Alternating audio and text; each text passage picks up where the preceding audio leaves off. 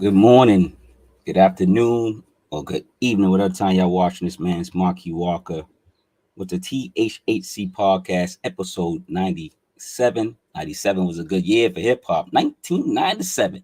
What was your favorite album in 1997? Put it in the comments below. You know what I'm saying? But today we got Javi Darko, 111 album interview with SP. They're running a little late, so I'm going to play me some music. Let's go. Let's play some music and talk about the new releases that came out today. Self-destructive man feels completely alienated. He's an outsider to the human community. He thinks to himself, I must be insane. What he fails to realize is that society has vested interest in considerable losses, catastrophes. Man wants chaos. In fact, he's gotta have it. Depression, strife, riots, murder, all this dread. We're irresistibly drawn to that almost orgiastic state created out of death and destruction. It's in all of us. My childhood was tumultuous, that's a sure fact. All the trauma I went through made me mature fast. Age 10, I was trying to understand how my father was on heroin and why my mom abandoned me. That shit damaged my psyche and subconscious, developing problematic habits and can't stop it. As a teen, I was locked inside of hospitals with doctors and psychiatrists to diagnose my problems and prescribe me with pills that I can take so I can feel a thing. See, I ain't similar to niggas, I'm a different breed. Probably lose your mind if you saw the shit I seen, the trauma of your childhood, memories preventing sleep. Mind and demons gonna be the death of me. Society we living in be draining all my energy. Deep-rooted issues don't notice how they affected me. It's hard when the man in the mirror your biggest enemy. There are two kinds of sufferers in this world: those who suffer from a lack of life and those who suffer from an overabundance of life. I've always found myself in the second category. You are now witnessing poetry in motion. Trauma and emotions got me copiously smoking. I'll take 10 whole tabs to die from a commotion. Eat so many shrooms, my stomach be having ulcers. Generational curses got me digging the grave, cause it's clear that addiction is in my DNA. Word in the end, how I don't heal wounds, but I might end up like my daddy in that hotel room. Grew up around drugs, so I'm so damn used. Didn't want to take my meds, so I sold them too. Mad kids in my high school saying that it was Xanax, it wasn't. But I had them niggas up in other planets. Must be my father's kin, living a life full of sin. I'm making God cry every time I write with a pen.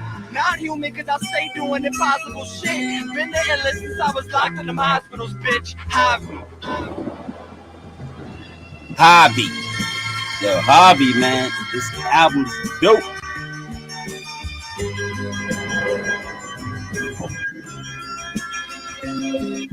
SP. Yo, How you doing? How's it going? it's early. I know. It's early for me. I know, but you work late. You work nights, right? Yeah. Did you work last night? Nope, I was off last night. But I was still up because I work nights, so I don't get out of my pattern on my days off. You got coffee in that cup, then I'm guessing. This is water, but Making things happen. I hear that. I see you busy, man. You out there, you know, that podcast that you did the other day on or your podcast was incredible. Cause let's start off with that. I know we're talking about, you know, I'm kind of like wasting some time. So hopefully the artist shows up. He actually changed this time. We're supposed to be doing the podcast, of course, at 8 p.m. Mm-hmm. But he actually changed the time to 10 a.m. So hopefully he does show up. You just had a recent podcast and you had it went overboard. So you want to explain a little bit about that podcast before we start the show? Does it ever really go overboard? Not overboard. I mean, like maybe I'm talking about time limit wise. I'm pretty sure you wasn't. It always go overboard when me and Maria start talking, because you know we're genuine friends. So once we start talking, it can go anywhere. Exactly. I'm thinking like I'm like, oh, that was the started late, so I went on there. I'm like, oh man, I missed a lot. So whatever. I'm like going there when I'm on there. So I'm on there for like 2 hours, almost 3, I think. And I'm like, why is it? Then I look at my clock. I go, why am I still on? Well, I'm supposed to be going to bed. I'm like, I'm supposed to be asleep. It's like 3 in the morning or so, 2 in the morning. I'm like, it was supposed to be an hour. It turned into 5 hours, guys. That's all I gotta say. I just want to talk about the Powaful IMPAK over there. They're doing great work over there. Did you listen to any new music? I know it's still early. Did you listen to anything last night or this morning? I listened to the game's disc. Oh, the 10-minute disc, which is 10 minutes of my life I'll never get back. I ain't gonna lie. Listen, when I first, because I was like, I'm listening to other albums. Like last night, I stayed up late, but I'm like, when I got to the game, I'm like, I'm just gonna listen to the diss track everybody's talking about, and I went straight to track whatever it was, right? And because he got like, was it 30 tracks, 31 tracks? Yeah, and 34 features. Yeah, that's insane. So it's 2 hours, 2-hour album, like right? It's like what? So I did listen to that again, and I said, I saw your tweet. So I saw your tweet. Go check out, go follow SP, check out her tweets, man. But it was hilarious, man, about the game disc, because it was like after I listened to it, I was like doing the same thing you kind of said, like in a tweet. I'm like, yo, what is this? Yeah, like, is this a diss? Like, this is a diss? Like, is he speaking in Eminem's voice? Like, what's going on right now? Like, he's a black Eminem, but he's in his voice, and he's trying to be him, but he's not him. It was confusing. It was so weird. And I was like, I don't even know what to take. What is this? Yeah. Because I know Game will normally diss an artist, before his album drops, or start talking about the Kardashians and how he had sex with them, and any old kind of weirdo stuff that makes you really understand that money can't cure a lame. Yeah, you a lame dude. You always gonna be a lame dude. Money don't change that. Oh man, I didn't want to ask you what you think about Game. Yeah, but the other new music that came out was Black Thought and Danger Mouse, man, called Cheat Codes. That's a pretty good album so far. I haven't listened to the whole thing. I skimmed through a couple albums. I didn't do like my normal routine and listen to the albums last night because I was kind of tired anyway. But I listened to Black Thought, and it sounds like it's going to be good. I listened to a good 5 tracks. It was really good. Your old Droog, Yandi Dangerfield, like Rodney Dangerfield. Mm-hmm. It's an EP. I think it's 7 songs. This is one of my favorite artists right now. Yeah, me too. I'm definitely gonna listen to that. You're gonna listen to that. The Game, like you said, we just talked about that at Drillmatic Heart verse mine. It's 30 songs. Yeah, that's gonna take a minute. It's 2 hours. I mean, like, I'll be honest. I listened to I did listen to some tracks this morning. I said, let me give some tracks this morning besides that diss tracks. And I listened. So I listened to 10 additional tracks, and it's not bad. Like, out of the 10 first tracks, I probably like 4. You know what I'm saying? So the Game? It's up and down. It's good music, which is why I don't understand why he always got to do this ignorant stuff that he be doing. It's not going to promote your album. It's killing your credibility as a MC, because most people don't even focus on the fact of how great of an MC you are, because you're always doing this weirdo stuff. Quit Meek Mill and stuff and just make music. I always said that I think the Game's a great MC. I'm gonna call him an MC because he has lyrics, he's got bars. Yes. He can go into any arena and kind of shine if he really puts his mind to it on that song. So I get what you're saying. The Game has potential. We know what he can do. Stop the shenanigans. That's all. And he's too old to still be saying he have potential. You know what I'm saying? He had potential in the 90s. This is 2022. Grow the hell up. Yeah, he's he's a little no disrespect, and I want if he is Little long listening, in the tooth but to keep still doing this weirdo stuff. You're he not just a like you kid. said, You're an adult. young Act minded, like little young minded. But shout out to the game. Hopefully you can your next project you get it right, man. Like you can rap, you got bars. Just let your artistry flow, man. Don't like you said, the buffoonery. Keep it off yeah, the because album. it turned me off. And it's gonna take me a while to get to the album because I got to get over this whackness that he put out as a diss. The diss track. It's bothersome. You know what I mean? If you're gonna go after Eminem, go after him. But you can't just use those same bars that people been using since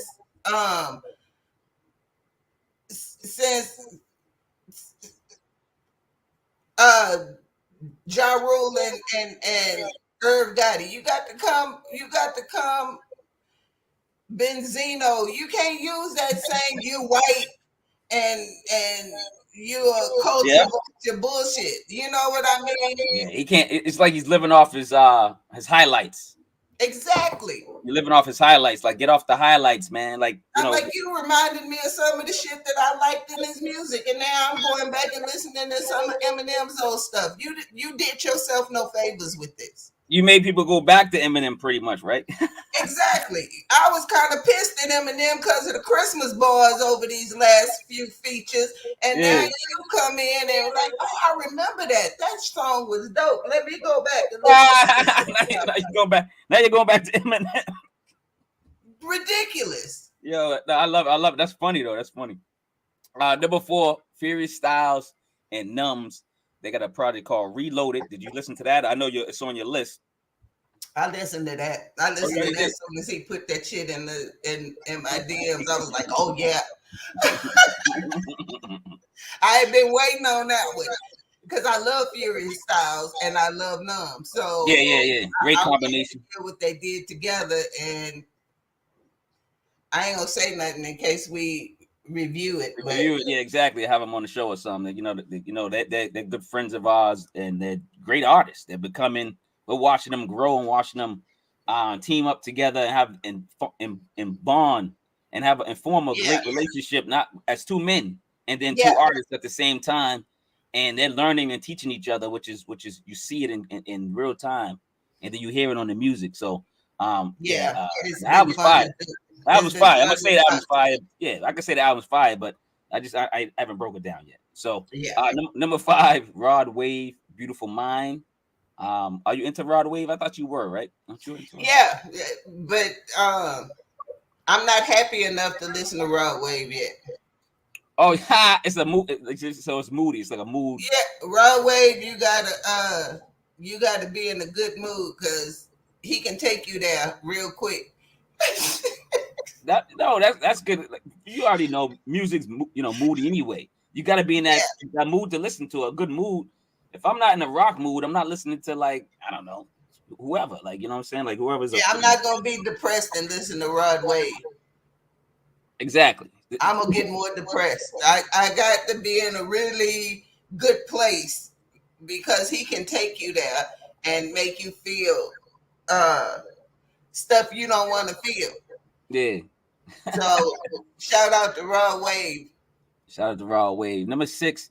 I never heard of this artist, but we support Furious Styles, but the MC's name is Solar 5 and Furious Styles. So I guess he produced either that entire album as well. So I'm gonna go check it out and see what that MC's about because I know the producer's on point. And it's an album called Don't Dig Too Deep. Number 7, Alicia Keys dropped the project. And it's I don't want to even say man, it's like a double disc or something. I don't know what you want to call it.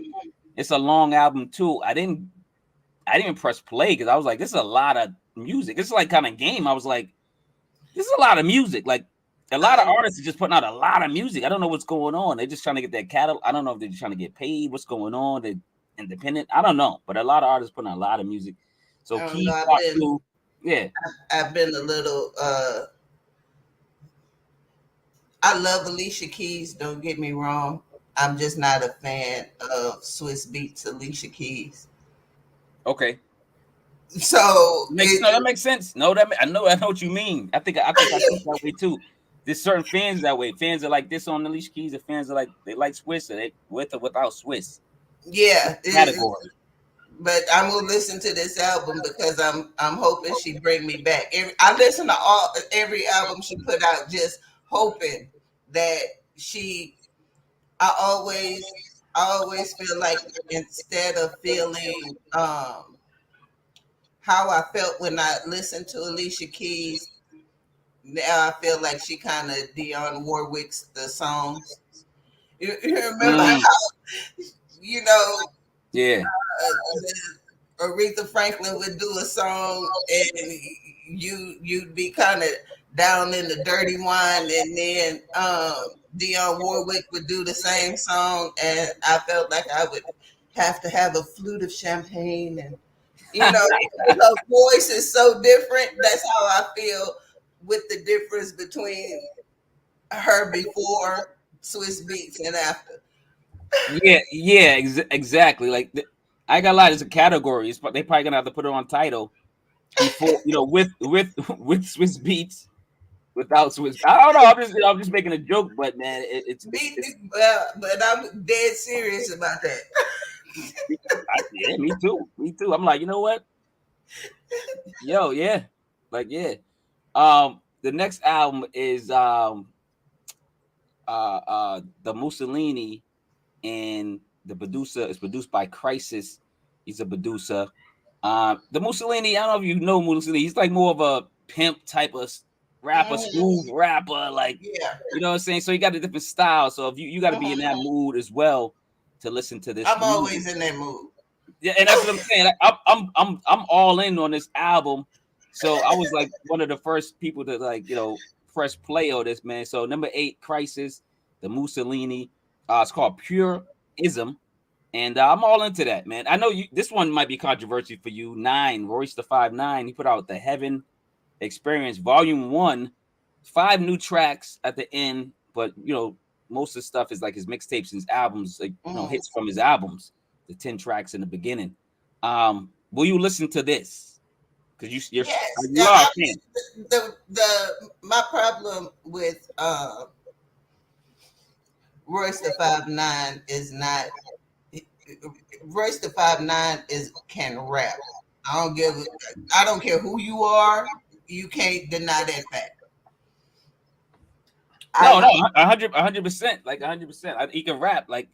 So no, I listened to the 5 tracks. That's what the first thing I did. I first looked at I started listening to the album, then I go, wait a minute, I heard this song before. And then I was like, wait a minute.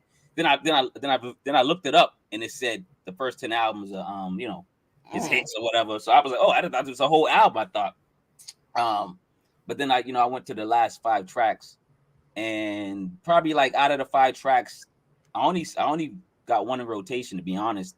One came close to like 3.5, maybe 4 mics for me, and the other ones was okay. I mean, even though it's lyrical, like the music has to sit with me well too before I rotate it and keep it in my mental and use it. Listen to it a lot. Yeah. I'm just honest with my music, but it's okay. So I mean, it's okay. It is what it is. I mean, it's new music. I love Royce. But I think what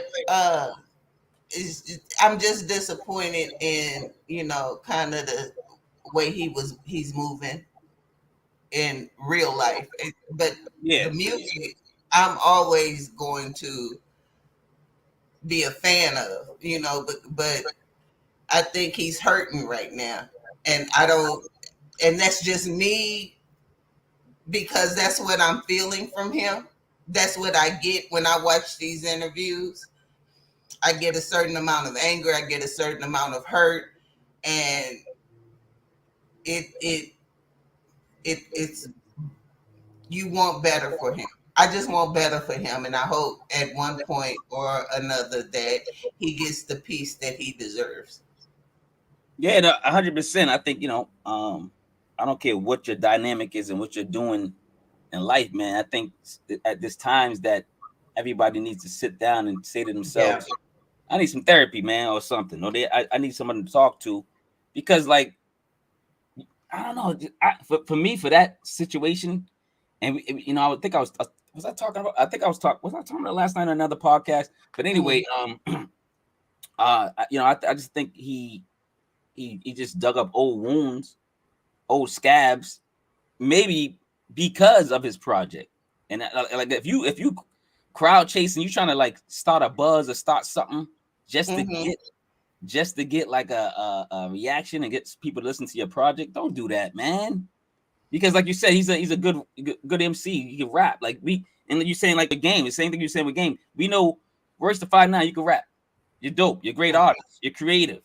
So if you put something out, we're gonna listen to it. But I don't necessarily think it's him trying to create a buzz for his album. I genuinely think that Royce is hurt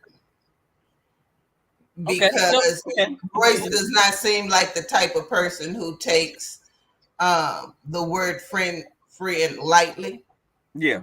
And even though I think that in this situation that he was moving badly, I still believe that the friendship meant something to him and he's hurt.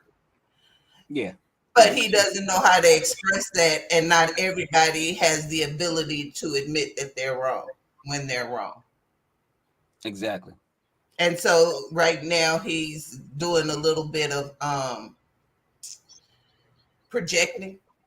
He's projecting some of the stuff that he was doing onto other people. And I don't think that's healthy. And I just hope that he finds his center. No, me too, man. Shout out to shout out to all those gentlemen over there, man. Yeah, everybody that's going through something. Because I really believe they should all sit down and just discuss, even though they might not talk after that, they need to sit their asses down and have a grown man conversation and heal. And then you can move on and not mess with each other. You can not rock with each other after that, but at least get some healing, some guidance, something. You know what I'm saying? Because blocking people does not heal you.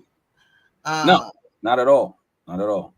But what it does is it just leaves that wound to fester, because then you have all of these weirdos in your ear, propping up each other's propaganda, even if you're wrong. I believe there are some dynamics that were wrong on both sides, and if you have a grown man discussion, then grown men can kind of work this out. Exactly. So, well, moving on. Hopefully, they move on. We're gonna discuss Javi Darko. I believe the artist is not showing up. I will be. I'll be honest. I don't really show my expression out, on podcasts, but I'm pretty upset only because I moved it because of you. I moved this podcast because of you. I talked to you. I talked to SP. Mm-hmm. You probably changed some things around yourself, and I'm being honest. Any artist in the future, if you do this to me, you're done.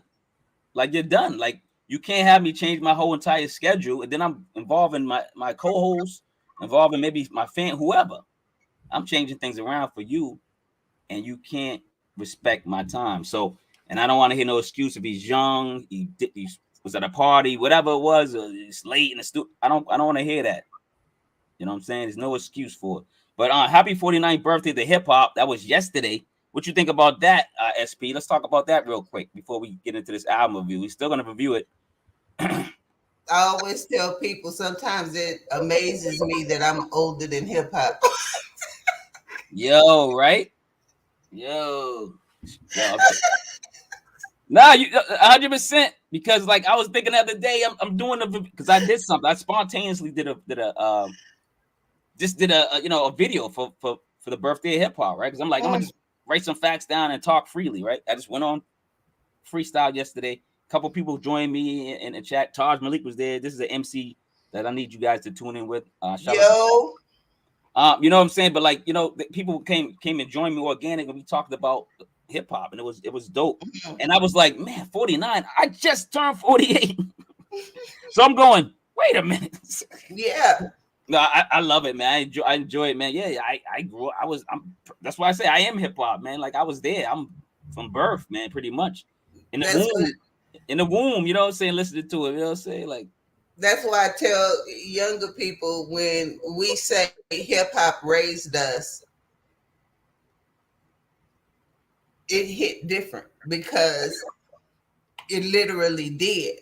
Because for a lot of us, especially in when the 80s hit, it was kind of all we had, you know. It was a constant. And especially for somebody like me that grew up in Texas, and you don't always have people, you don't always have that strong Black leadership dynamic.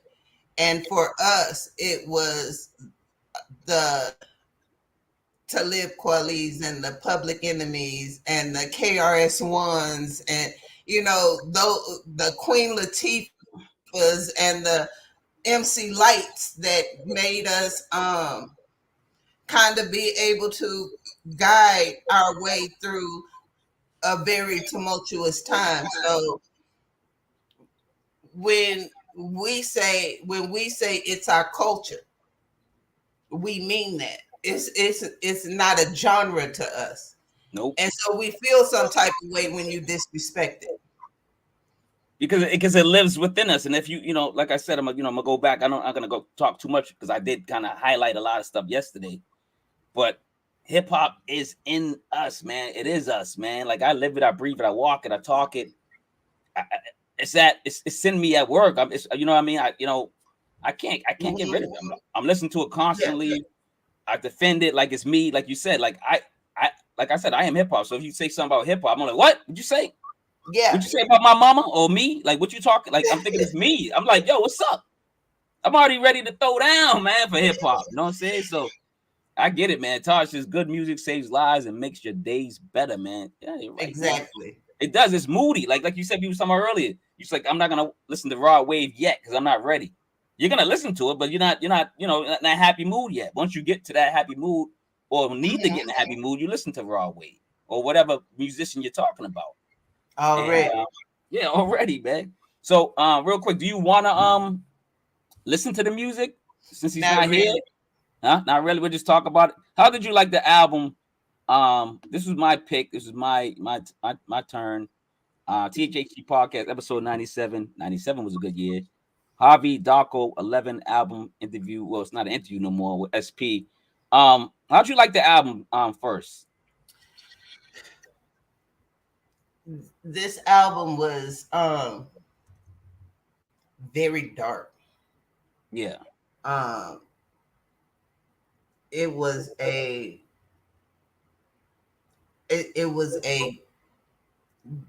good album. It was just hard to get through. And it's just FYI, it can be triggering, especially if you've been through any kind of abuse. It can be triggering, but it was a very well done album. But it was hard. No, it was really tough because it was really tough. not to say, the kind of things work. I think things work out organically, but because I wrote this because in my mind I was like, I had a feeling he, I don't know, he might not show up, but I got a quote from him about this project. Now, after my father's passing, I decided to make an album dedicated to him and my family. This project is my life story, all my experiences, lessons, and pain that I have endured throughout this crazy journey we call life is what led to the creation of this album. So prepare to take a dark psychedelic trip through the troubling life and times of Javi Darko. And that's, Javi Darko. That's a Javi Darko quote. That's the artist. Now, I had a lot. This album made me ask questions while I was listening to it. Instead, like usually I listen to an album, and then I kind of like have fun with it, and while I'm, drawing it up in a sense. But like I'm like asking more questions than writing how I feel about the album, because it was this. It felt like you said, it was dark, it was dreary.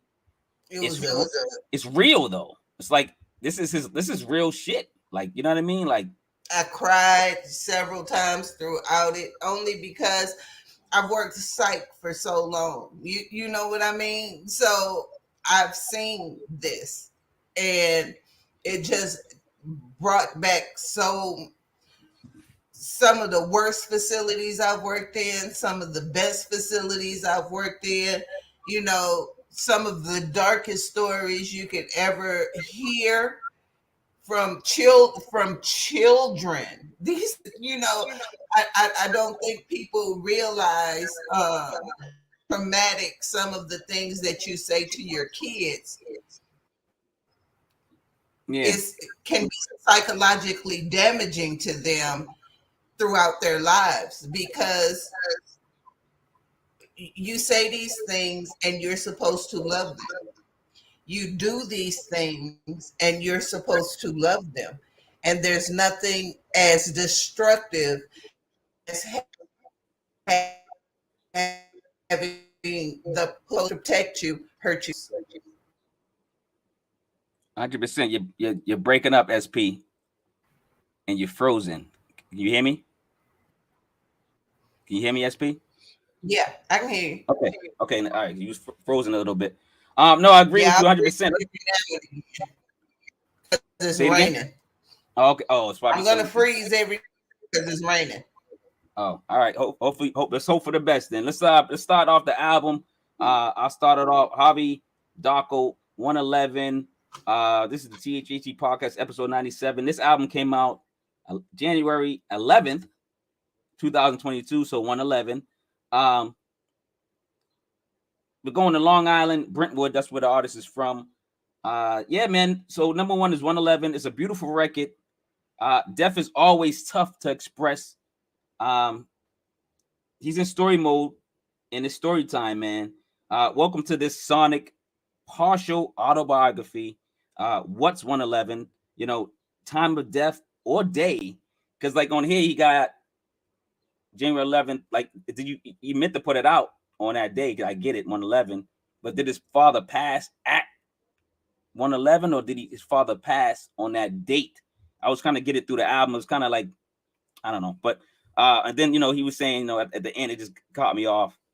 It got me like going when he always says, is that a coincidence or not? Like when he says that, like after he like rhymes and just sums up what's going on, and then he says, is that a coincidence or not? And he's talking about the going back to the 111. I can kind of like, I feel him, because like if something tragic happens to me or anybody, usually a number or some type of thing sticks with you. You know what I'm saying? And then you always maybe see a red car or something, or you always see a certain time or something. So I get what he's going with this, and this is a tragic experience, him losing his father. But I did want to ask him, like these songs got me questioning exactly. I just want to check on the guy. Like this album wants me to. I just want to check on him. I want to check on the artist, see if he's okay. What about you, SP? Number one. Yeah, the 111. I think because people think that when you have a destructive or abusive childhood, there are never any happy moments. And what really struck me was the dynamic between Mommy Loves You and all of these beautiful sentiments from his parents. And then he goes into the rapping, and it's such a juxtaposition that is jarring. It's so jarring to hear, and yet it happens more often than people are willing to admit. No, it's very disturbing. It's like saying, hey, I look like Kim Kardashian on the outside, but on the inside, I'm like Trump. You know what I'm saying? So that's like his parents. He's showing his parents with the love, and then, like you said, and then it gets dark and heavy. And this is what the whole album kind of describes. Like I feel that the music is beautiful. The music is sonically beautiful. It's just like it's like the yin and yang. It's on this side. The music is like heaven. Like you got a song, you got heaven and hell on here, right? So I think the music is like heaven. Like if you want, like really want to describe, the theories, right? The music's beautiful, and then like his bars and his darkness is hell. And he even says it like we're living in hell, like in one of the songs, like, yo, y'all don't know we're in hell already. What y'all talking about? Like he's like, he's saying this shit. So yeah, I get a lot of that. That's why I really was excited to do this album, and I waited to do this album. And then I was kind of pissed off that we switched all this time and the artist didn't show up. But shout out to the artist anyway. Hopefully you're okay, brother. Number 2, Enfante. It's like Enfante, right? This brings up the debate of genetics. I wanted to talk about genetics with this guy. Song sounds, like a musical, Broadway. It's like, the artist is brave, and I commend him on him sharing his entire life through his music. And it's just, it just brings me questions again. I really want to know if not just if he's okay, if the world's okay, whoever else is listening to this music, if they okay. You know what I mean? Yeah. So what you got? What was it? Enfante. I was, I'm bad with names. I think what got me is the music was so loud that you really had to strain to hear what he was saying. And I kind of wondered if that was purposeful, because he was talking about his childhood and how he was kind of wanting to be heard, and people weren't listening. His dad's on drugs, and his mom's boyfriend is abusing them when her back is turned, or even when she's present. Yeah. And it's that it's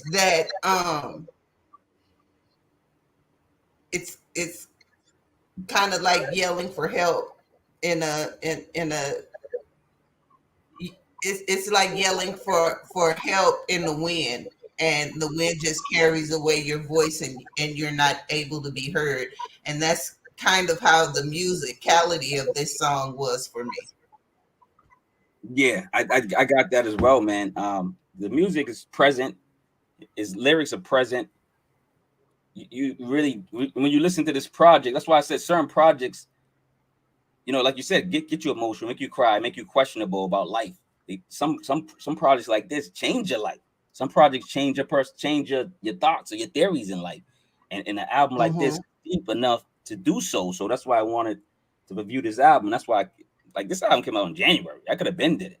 You know what I'm saying? But some albums I sit on and I keep listening for a while, and then I'd be like, I need another person's view on it. And SP, you're like, you're brilliant. You know what I'm saying? You're perfect for this breakdown. And if the artist came, it would have been perfect, because we would have had him and we was able to question him on exactly where he was going with this music. Number 3, Willow Street, childhood drama, therapy music, man. Sharing abuse is tough, period. We just talking about that. The samples, the music, the sounds, and the MC are so in tune. Loving the double track in one song. I like the way he plays with this music throughout. And thanks for sharing, man. It just, and then you can see the flow of the album. He explains what's going on. He's talking about, where he's from, and his parents, and then you can tell where he's going. Now then he's gonna start talking about when he was a teen, delinquent. Like he's talking about his life. It's like a transition. And the music's great. It's transitioning well. The music and the way his story's going. What do you think about Willow Street, number 3? What do you think? Well, with Willow 3, Street, I questioned whether I questioned whether it was the street that he grew up on, or was it a double for Weeping Willow? Because everything in his That's good. adolescence That's a good is one. That's a good so one. heartbreaking, you know, being misunderstood as a teen, you know, as a kid, um, being bullied and mistreated. So it was kind of, I really wanted to ask him, was that his intention? Yeah, yeah. I mean, during this, I'm gonna still try to reach out to him and see what's going on. But number 4, delinquent. Is it delinquente? Like, is that like Spanish? Like, what is that? Like delinquente? Like, It's Spanish. yeah. Okay. So yeah. So it's basically delinquent, right? Mhm. Number 4, man. I'm intrigued by this album, man. I just, and it made me come up. The first question I had with this song was, is rage genetic? Is that is like being like your feelings? Is that genetic? Like can you get rage from carry down from your father or your mother? The project flows like a sonic play, man. The music is pure, it's elegant to combat Harvey's rants, man. And it's like I said, it's the yin and yang. The beats and the rhymes, they clash. You know what I mean? Mhm. And it just goes so well. What do you think about number 4? It's one of those. It's just classic nature versus nurture. You know, is are you genetically predisposed to certain things, or is it because you have certain things in your environment that affects you, that causes you to follow the same path as maybe your parents did? Because your parents can only do what they know, right? Of course, of course. So if they were disciplined harshly, or if they were surrounded by drug abuse, then um, then they only know what they know, Yeah. and people love you the way they were loved.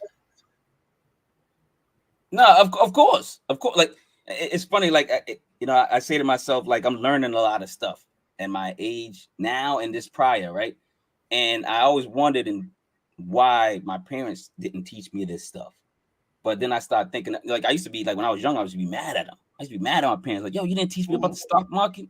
You didn't teach me about financial plan. You didn't teach me about credit cards, yo. Like you didn't teach me about responsibility. Like you know what I'm saying? Like not thinking about what they had to go through and what was priority for them.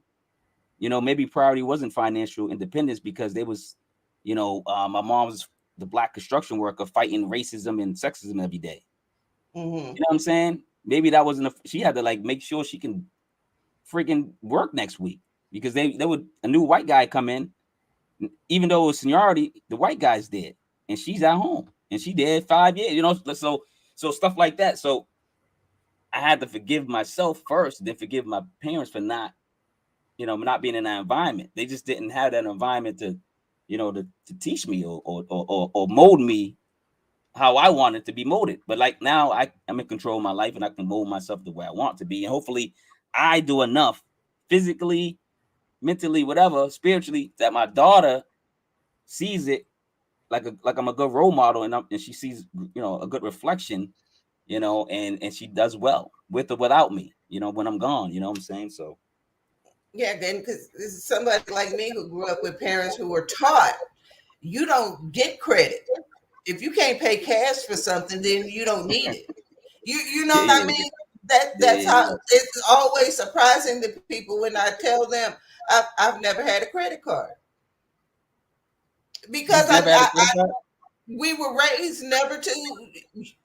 Why are you getting credit? What do you need so bad that you have to take out credit in order to get it? Because if you work for it and you want it, you're going to care about it that much more because you had to spend your money on it. I And was then taught it's that. also going to teach you, do you really need it, or is it just something that you want? And is it worth spending that much of your hard-earned money on rather than getting a credit card and it's just credit? That's how it feels. No, I was taught that about credit. That credit was pretty much bad, right? It's not as bad in the black community, right? But Mm-mm. we were misguided. We were misguided. Yes, Credit? What? Credit is that's why this credit is the reason they stay rich. That the 1% stays rich. That exactly. whoever stays rich, the billionaires and the millionaires. So learn about credit. You know what I'm saying? I mean, people need to. Number 5, Poetry in Motion. This is the song I was playing in the beginning. One of my favorites, man. It's like a movie, you know, it's like a 3D movie, man. And then the question, as soon as I listen to the song, I'm like, is addiction genetic? Now I'm going like, now it makes me ask questions. I want to ask this guy questions. I'm pretty sure he's done the research or he has an opinion, of course, right? Number 5, Poetry in Motion. The man in the mirror is a different breed. When you look at yourself in the mirror, it's a different person. A lot of people need to look at themselves in the mirror every day and own that person, man, and be true to that person themselves. The transitions with the music is next level. I like it. And I think, you know, the MC, the rapper, he's just nice with it, man. I don't have any fault on the way this album is going and the direction it's going. And, you know, I wish, like my question just stands out. Is addiction genetic? And, you know, I've been fighting with my family members with that question. You know what I'm saying? You know, and it's a deep question because I think certain things are genetic. You know, I don't think everything's genetic. You know what I'm saying? Well, And I might fight addiction. I might fight that with somebody that I don't think addiction is a genetic. I'm just being honest. What do you think about track 5? And then, you know, the question about addiction. well, for some, addiction is genetic. There is a genetic component to addiction, and it's been researched. It just is. Um, some people have a predisposition for addiction, and so yeah, sometimes it can be, but it's also having those conversations. It's also having those the understanding that, or even having the genetic tests, because there are tests that you can have that will show if you have that particular gene that is that has a predisposition for addiction. No, And that's great that there are tests because like I'm that person that I like science. I like, you know, I like whatever it is, proving facts and all that stuff. I just have to probably research it more and actually see it. Like you said, it's true, and it's, you know, I believe you, and I believe everyone that's told me it's true. Is, you know, I just never like looked at it in the books. I never went and checked it out. I do believe there's some truth to that, but I like, for me, it's like, and I think like you said, if I got high doses of whatever that is, and I'm prone to, like, you know, do more drugs or alcohol because I have that gene in me from my father. I get it, and I get why certain family members can be concerned with certain people because they know their parents did this. So that's the fight in our family. Like we're like, yo, your father, your mother did this, you're going to be that. But that doesn't mean you're going to be that's what I'm saying. that. I fight that. I fight that all the time. I go, just because my father was an alcoholic, don't mean that, you know, when I drink, I'm gonna want 16 beers. I might just want 4. You know what I'm saying? Like, what are you talking about? Like, I used to fight about that, and that's where I fight about the genetic thing, because like my father's alcoholic. He is plain and simple, he's alcoholic, and my family was concerned that I was going to be an alcoholic, but I never became an alcoholic. I just like to drink once in a while, like, you know what I'm saying? Especially when I was young, I was drinking on the weekends. I work, but then on the weekend I'm drinking, I'm chilling with the ladies. But the family was concerned, like, you're gonna be it too. And I'm like, that's not genetic. It's a choice if I want to go to the goddamn liquor store and drink. So I also go back and forth with that. But I get it. So what you think about the song though? Poetry in Motion. I think a lot of people question that. And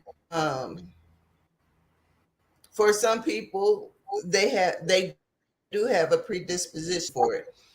And for some, it's a choice. You know, it's not necessarily a choice, but it's also Because if you drink all the time and every day, there's no just stopping, because then you are physically ill. You can't just stop. Of course. It could actually kill you. So there is a component to addiction that people don't understand, and it's very necessary that people, especially people who have addiction in their families, actually look into addiction, because quite often once you're addicted, you're no longer talking to the person, you're talking to the addiction. Mm. Because it's very hard to tell somebody to quit something when without it they are physically ill. It's not like they just want the drug. There's achy bones and nausea and headaches and muscle aches and seizures and just all kinds of things that go along with just stopping something.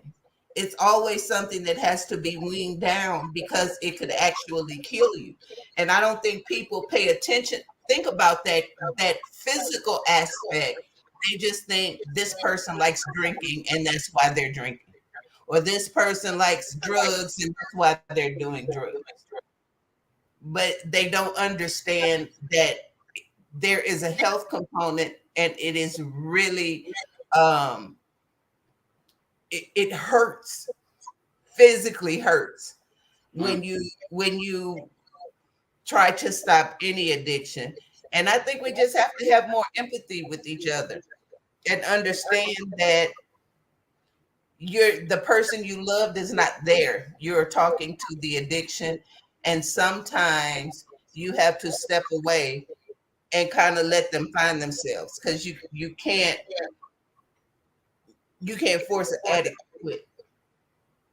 Now I get it when I know addiction's real. I'm not saying that. I hope no one's taking me off content. But I get it.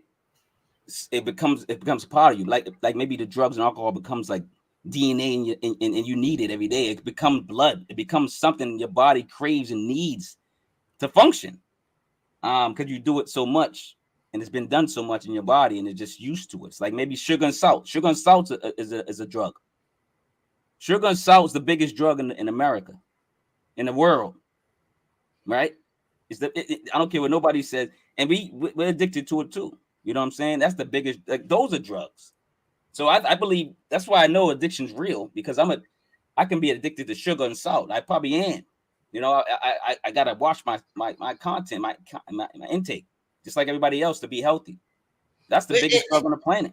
The difference between sugar and salt is your body actually needs it. It's not like your body doesn't need alcohol. Your body doesn't need drugs, but there's a certain amount of sodium that you need to regulate your heart. Oh yeah, I know that. I'm just saying, like, amount of sugar glucose sugar that you need in order for your hormones and your metabolism to function properly. But you can get that from alcohol. But I'm saying, like, you can get it from alcohol, got sugar and salt in it. I'm just saying, like, you can get the content from. We tend to overdo everything for taste and not necessarily health. Yeah. And well, yeah, but not when it comes to drugs and alcohol, because it's usually they don't taste good. But going down at least. But yeah, let's get to because we'll be on this subject. And they're not a necessity; they're a want. Drugs are a want. Yeah, drugs and alcohol is a want. Yeah, I get that. Number 6, Day's mantra. It's an interlude. Do you believe repetitive behavior is good or bad? See, I get questions out of it when I listen to anything. Even the interlude is fluid like water. I like it, man. But my question when I listen to this, even though it's not like an actual song, it made me think, do you believe repetitive behavior is good or bad? Because, coming to to accusation of saying, your kid, hey, you're bad, you're bad, you're bad, you're bad. Every day you tell them they're bad. Eventually they're gonna be bad. They're gonna think they're bad. I'm bad, and then they're gonna be bad. They're gonna show bad actions. So I get that, and but then they could be good. You say, hey, A B C D, A B C D. Now you learn the alphabet. You know what I'm saying? So my phone. Look at my phone coming on. But so I was wondering, repetitive. I guess is the way you use it, right? So number 6, it's not really much to say. But did you get anything out of 6? I just, for some reason, I got that out of 6. Yeah, I kind of got the same thing because I think I felt that certain way growing up, and I made sure that my daughter, my husband me and him made sure that every day he told her, "You're beautiful." And the reason we were very specific about telling her that is because nobody else would be able to come and tell her you're beautiful and get a reaction. Yeah. Or make her crave or need that kind of validation from anybody outside, because she always got it at home. And sometimes those repetitions are good and they're necessary. We were also very careful not to say, I remember, sit your black ass down. Everybody remember that one. We were very careful not to say that kind of stuff to her. Yo. Because it makes black a negative thing. Yeah. And I always wanted her to feel that her black was beautiful. No, 100%. Like, and I still do it to this day. Like, I still text my daughter, tell her in person that she's beautiful, smart. She is though. It's like I'm not saying like if she was the opposite, I wouldn't say it. But you have to give. You're the parent. You have to, not to say you have to tell your kid they're beautiful and smart, but you have to. You should. If there's anyone in the world, has to do it, you have to do it as a parent. I don't care if that child look like buckwheat, you know what I'm saying, or whatever ugly person you might think. But it's just like you can't do it. You can't let the outside define who they are. You have to set them on a path to define themselves positively, so that they're not sucked into the negativity of the world. Yeah, because the world's the divider. The world's the main divider. I mean, America's like, hey, you over here, you over here. Everywhere we go, you over here, you over here. It's always a split. So like, and that's why like people wonder why we're so divided. Why are we so divided? I don't know. Maybe because America's doing it subconsciously and we don't know. And, it's not subconscious. It's conscious. I say it all the time. Slavery worked. Yeah, it's like, it's really like, oh man, it's like it worked. It carries over. It carried over mentally. Not like, it's not physically. It's mentally now. It's just mental. It's just like the light skin, dark skin thing, house nigga, the color struck thing, where light skin was even always better. Even in most black households, the lighter children had a reverence kind of that the darker skinned kids didn't have, only because it's carried over, but people don't pay attention to that. They don't pay attention that the reason we are so apt to beat our kids is because that's what we were taught discipline was, ancestrally. Of course. I mean, we, comedians still make jokes about it. Like if you watch, it's funny. If you want to know Black history, watch comedians. Like watch 1970s comedians, Black 1980s Black comedians, 1990s Black comedians. They tell you exactly what's going on in the Black household. If you really want to know history, watch people stand up. Like it could be like, I don't know who's I don't know, Eddie Murphy or something, like whatever. Like somebody that you watch these people stand up and you understand what the Black household was about. You know what I'm saying? The beatings, the trauma, the stress, the drinking, the smoking, the whatever, you know what I'm saying? The rape, whatever, all that's in there, but they lighten it up. You know, I just found that I always find that interesting. Like I always listen to comedy, go back to comedy, and I listen to certain people stand up, and I'm like, man, they're always talking about what's going on, no matter what. If you want to somebody keep it real, it's comedians, black comedians. Exactly. They actually really talk about politics, everything, like life, right? You know what I'm saying? Like, let's go into number 7. It's called Heaven. He took time with 111. This project, I can tell this is his inner story. You know, 111, RIP to his pops. It's a beautiful record, man. Like I don't know, like it's, you know, we're diving into it more. But number 7, what do you think about Heaven? And then next is gonna be Hell. What do you think about this song? Sorry. Heaven was one of those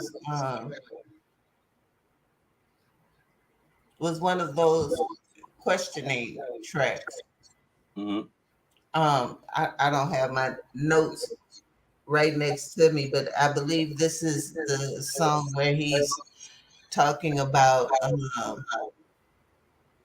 wanting to go into the afterlife, but not if it means he's gonna be reincarnated, because fuck that shit.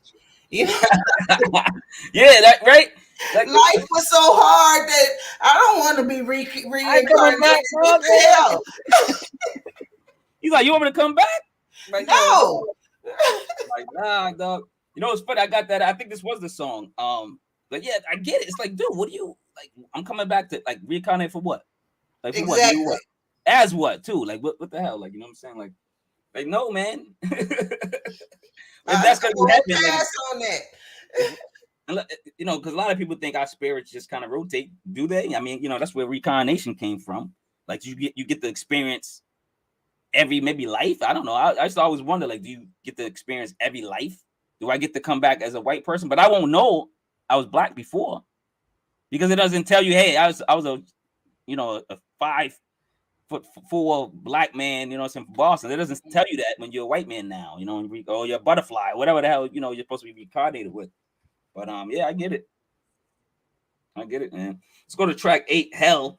The opposite, you know, having Hell, the great transition throughout the songs. 111 is what he sees since his dad passed. This is that time just keeps coming up.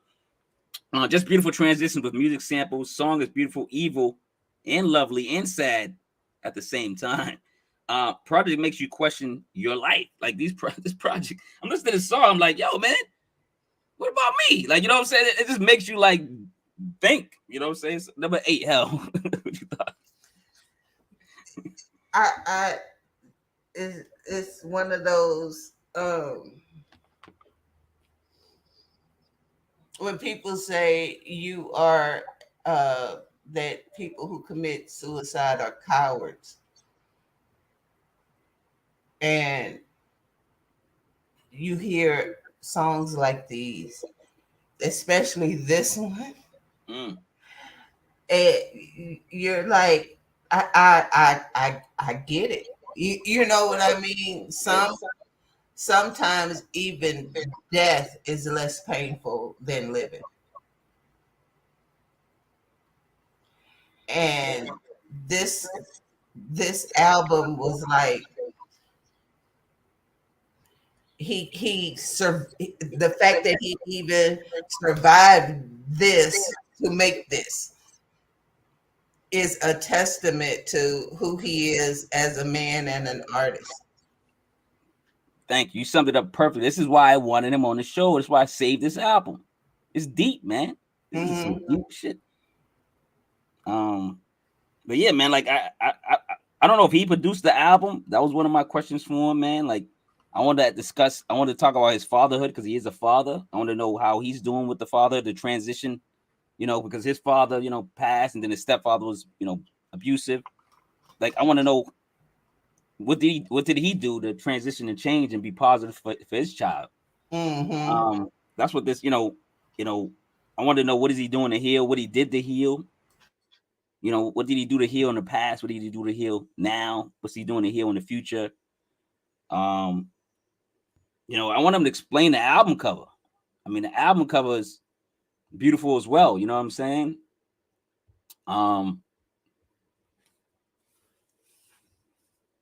Before we go to the next track, number 9, Who Woulda Guessed?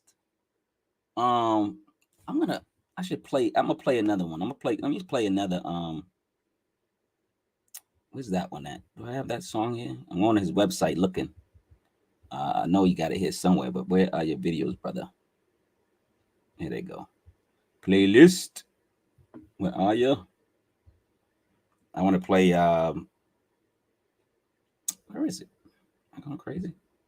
Oh, there it goes. Oh, why was that on his last project? No. You know what? Let's just play. We just played. Oh no, we just played 111. I don't want to play 111. I don't want to play that. I don't want to play that. Just waiting for SP. SP taking a break. What song I want to play? Oh, I can't find it on his website for some reason. I don't know. Like, dude, like I just was playing you. And this is on your website. Yeah. Heaven.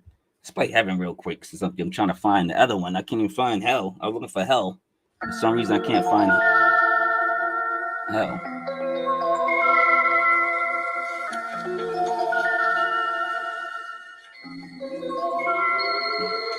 As a child, I was pure and innocent like Disney cinema. Until my family showed me what living a life of sinning was. As a youngin', I thought dysfunction was normal, but seeing friends happily married parents made my heart cold. Discussion childhood kept me bitter and resentful, so I rid myself of pain by scribbling with a pencil. Staying on instrumentals, my brain's sentimental until you feeling every bit of pain that I've ever went through.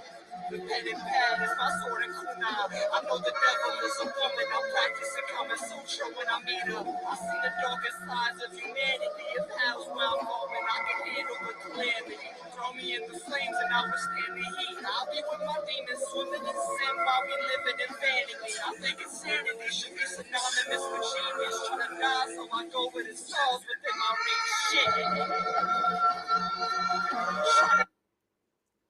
I just found Hell. I want to play Hell. This track is deep too. I've been struggling too about where it's hard. And I ain't gonna preach you into heaven. I ain't gonna preach you into hell. I ain't gonna preach you nowhere because I don't know where it is. But this is what I do know. I know what I told you, and I know what God has spoken to me. Welcome to hell. Where the thought is buried deep inside of you, with demons controlling your every move if you allow them to. I thought hell was burning inside of murders. We got kids getting murdered by government-funded murders. Now tell me, is hell what Christianity think it is? We living in the shit. Hell is when a man cheated out of his girl, so he put it on a persona just to hide from the world. I notice how within and all around us is astounding. Politicians listen over currency and power. Hell is Hillary Clinton visiting Epstein's Island and killing him in prison, claiming he was suicidal. Hell is when you're tired of all the pain and the strife, so you often have fantasies of taking your life. Maybe I'm right or I'm wrong. We all going to hell, all waiting for the day of revelation. I'm impatient. How is God taking me off the face of the earth? Why I get depressed when celebrating my birth? Why I feel like 111 when I look at clocks? If hell really exists, I'm going there with my clocks. 111. If hell really exists, I'm going there with my clocks. 111.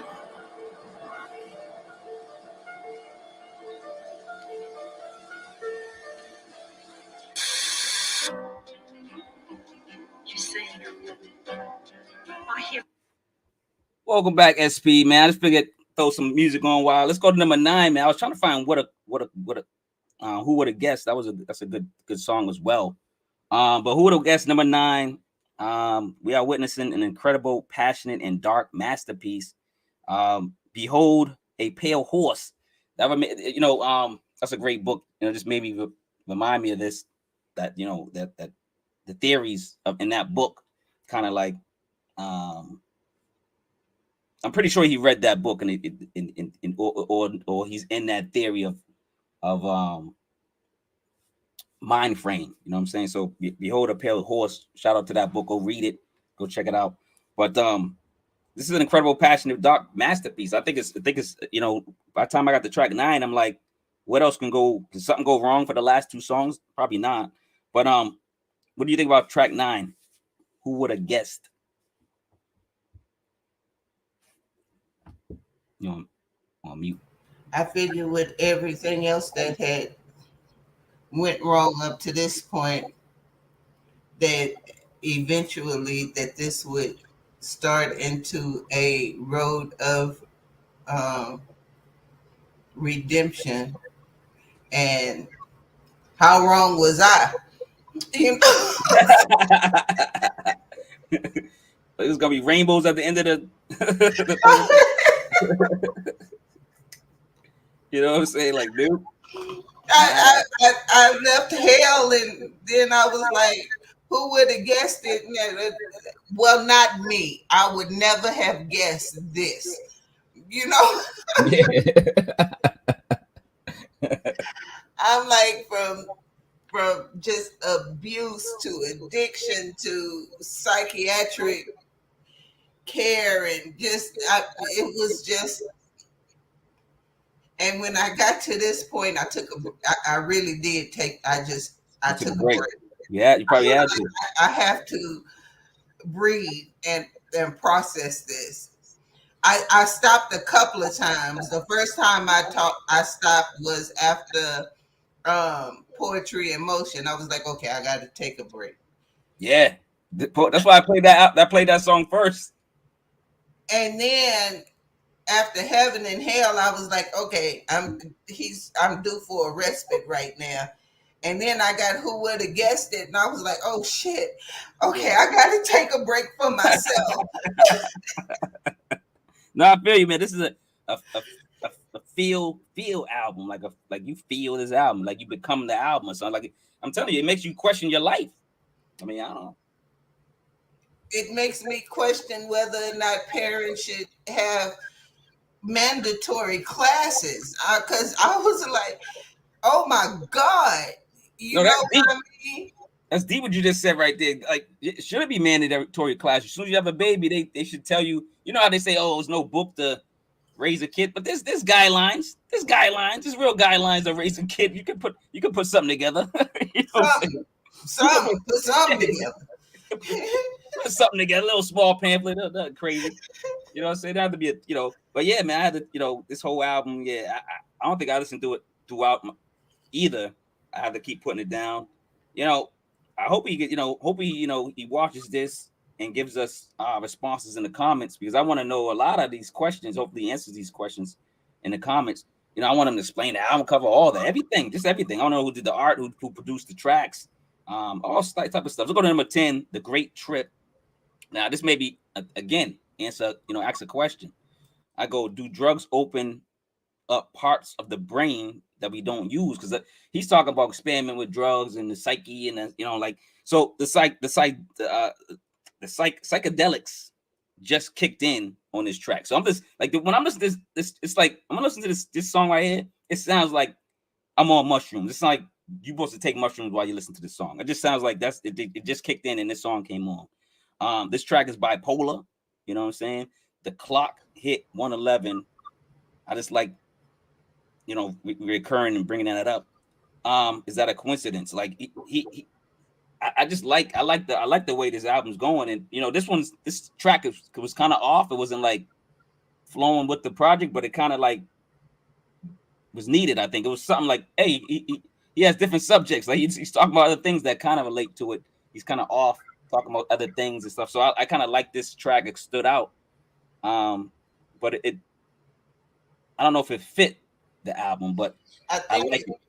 I think where it fit was this song it's one of what you feel like when you do drugs. Yeah. So yeah, I think that's why it fit. The escape. Yeah. It's the great trip.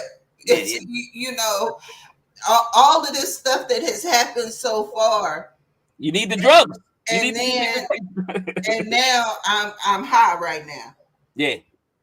And this trip is taking me away from all of that.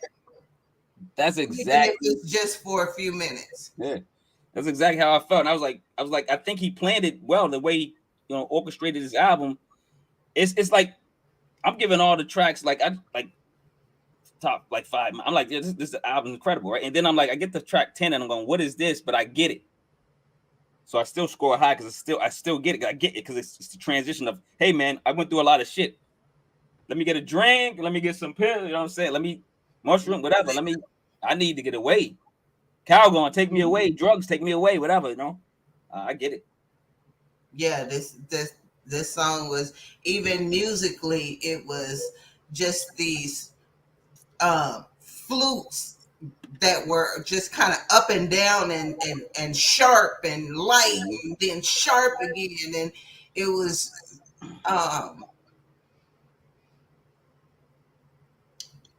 I figured if I was on mushrooms, it would be a real trip to hear this music, you know, the musicality of it. Yeah. I think, like, you know, they say mushrooms open up different, you know, brain waves or different parts of the brain. Yeah, I can picture listening to albums such as this. Like, I think that's what I would do if I ever do mushrooms. You know, I do a certain percentage that I know I can just be nice off, and I would have like a certain amount of album. If I knew I was gonna be tripping for 5 hours, I'm getting 5 good albums in a row. I just want to listen to 5 good albums. This might be one of them. You know what I mean? Lupe, you could be one of them. You know what I'm saying? Good albums. You just listen to good albums, and you just want to get that different perspective, because you might pick something up that you didn't hear because this part of the brain wasn't working. Whatever, right? But yeah, I like it, man. The Great Trip, man. Album solid. Number 11, last track, number 11. 111. I wonder if this is intentional, like 11. 111. I get, you know what I'm saying? Like I get he's playing with numbers. Especially just like how when it came out. So regrets not speaking with his father. This is that track. What was I want to know what the woman's message was on the song. Was one woman was speaking like in I think Spanish, I believe. So this is an over 9-minute track with, you know, with the beats changing throughout. You know, but this doesn't sound like a 9-minute track. Its flows is really good. Even the stuff I don't understand when a lady speaking Spanish, I'm still going, yeah, this is dope. I don't know what she's saying, but you know what I'm saying. So, but you know, this Javi Darko project is amazing. Yeah, what do you think about the last track? Yeah, I understand that. And for some reason, this one hit me more than most. Even for me, this track explained the album cover. Yeah, okay, yeah. You're right. Yeah, you're right. Caught between two worlds tracks because of the faces and the blue-eyed angel and the green-eyed monster, and you know, yeah. Now that I'm looking at it up there now. I'm looking at the not picture. quite knowing which world that he truly fits in. Being probably, I think he's of mixed race. I believe so. I think so. That's what I wanted to ask you too. I want to know who he was. Not being accepted by one side because of the other side, not being accepted by the other. I don't speak Spanish, so this side doesn't accept me, or I'm not worthy to be this side, you know, part of this side. Yeah. And I look like that side, so this side has a problem with that. You know what I mean? And then his dad dying at 19 when he was 19, and I was just hoping what really hit me was that he even managed to survive. Exactly. And that's why I'm so pissed that he didn't show up. Because I want to talk to him about like stuff like this. I can imagine that this album would probably be very hard for him to talk about. And maybe that it's probably a bit of avoidance. And it could be. And you know, the funny thing is, you know, not to talk all the business we was talking on Twitter, but he said he never really saw the show. So maybe when he watched the show and he saw us break down each song with an artist, maybe he was like, oh no. You know, maybe he's like, they're gonna ask me a lot of personal questions. I don't know. Maybe he just thought he was gonna get interviewed like a regular, I don't know, 97 Hot Night, whatever interview. No, man, we're gonna get deep dive into this project. We're gonna deep dive into your life. I want to know if he attempted suicide. I want to know if suicide is programmed into the formula of population control. I'm thinking more so suicide is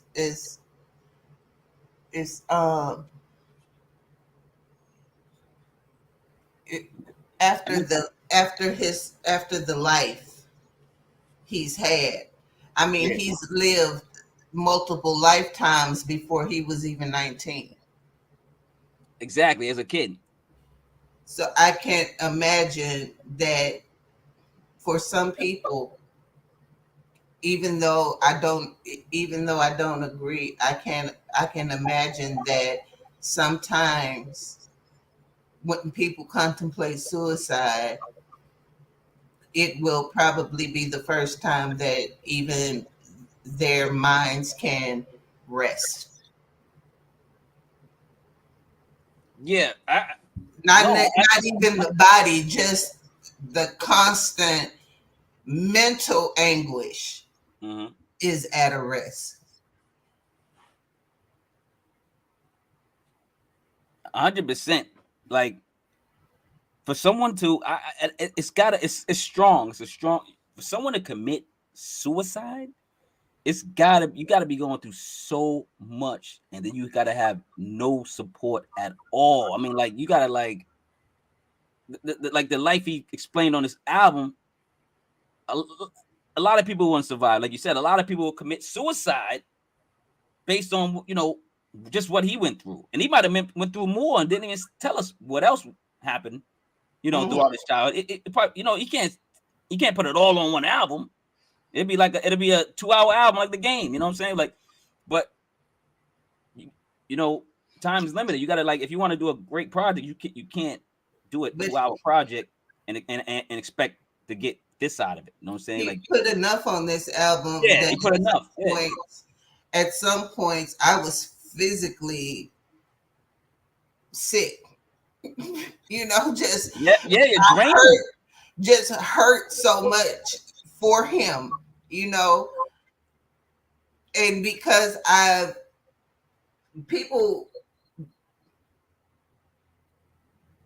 know this is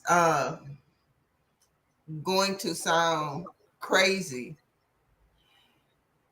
but it's why I feel so strongly about abortion being a choice. Because people have no earthly idea what is really going on with babies in this country. Yeah. And how often the children that are in foster care end up in psychiatric units just because the psychiatric units have beds, which means they are medicated and all of this stuff just because that's a place that has room for them. Yeah, now I get it, man. Like there's so many kids out there that need love and that are being abused mentally, physically, sexually. So why tell a woman she can't have it's not her choice? Like it sounds, it's just insane, man. It just like I've never this is why it's just such an outrage.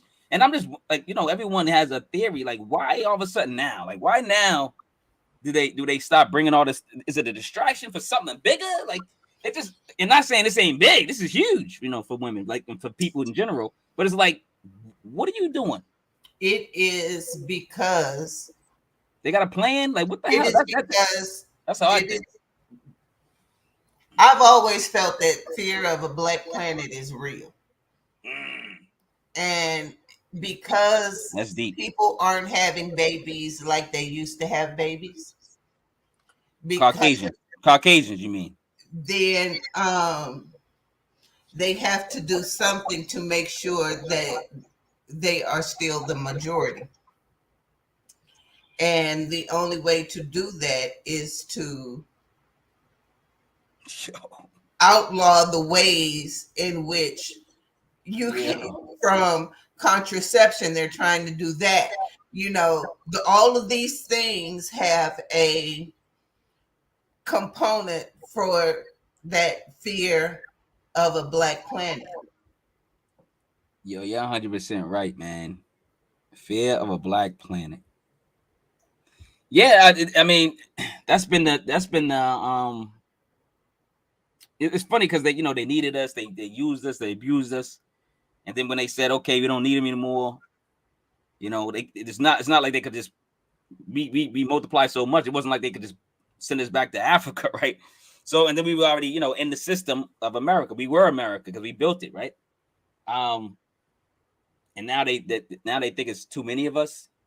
That's insane. I don't know what to tell them, man. I don't know what to tell white people, man. I don't tell white people, man. I really don't, man. But y'all need to get over it, man. You know what I'm saying? Like, if it's meant for you to deteriorate, your species is meant to. Now I'll call your species, but if your species is meant to deteriorate, hey, guess what? Sorry, y'all knows. You know what I'm saying? Like, I don't know. Like, stop playing with the lives of people, laws or whatever, just to be on top. This is dangerous. This is dangerous stuff. Well, it's kind of like I give them what my grandpa used to say. You spent over 400 years plucking this duck, and we was just holding the tail. So, oh shit. You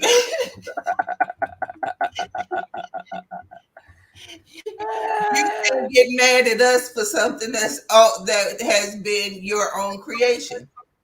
This is you did this. So if you have an issue with it, that is what I call personal problems. Yeah, y'all built this city, and then we built the city, really. But I'm just saying, you know what I mean. In the sense, they kind of take credit for building everything, doing everything. But then they just hey, guess what, man? Guess what, white people? It's been a long time, man. Y'all just gotta get over it, man. Y'all gotta accept that we are better than you. That's all. We're not even better than you. No, I'm joking. I'm talking shit, but I'm just like. I think you're going to have to get to a point that you're going to accept history as history is and quit trying to manipulate it, cover it up so that you feel better. The only difference between slavery and colonization and the Holocaust is that the Holocaust was they had a camera. It was videotaped. You're right. You didn't see the atrocities that happened to us. Nope. Because it was buried and it was hidden and you don't teach it. But if you learned about it, then you can see the microcosm, what you've created from the ghettos, which was taken from the Nazis, to everything else that has led to this point. So you're going to sometimes you people always try to throw the Bible at me, but one quote you always leave out the Bible is you reap what you sow. That's a good one. It's a good quote. Let's get out of here. I was trying to do an hour. I was gonna plan for an hour because that's what the guests wanted. But hour and a half. This was a great podcast. Again, thank you, SP, for being on here, man. Shout out to Javi Darko anyway, man. I know he didn't show up. I know hopefully he's okay. Like you said, it's our time to promote and say something positive. Let's get out of here, SP. So just take care of each other and stop being divisive, because I've always taken from Malcolm X was, if you spend less time focusing on